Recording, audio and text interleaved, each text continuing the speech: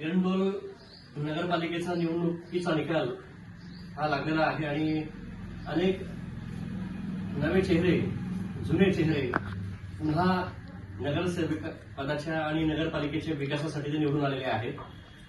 मी आहोत मनोज भाऊ पाटील यांच्या निवासस्थानी, त्यांच्या कार्यालयामध्ये.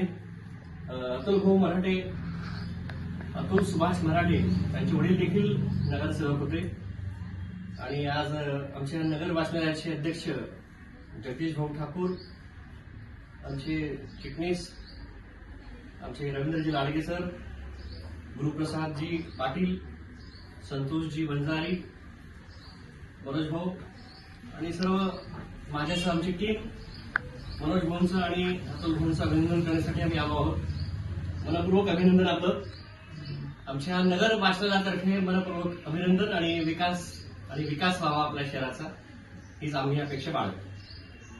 धन्यवाद.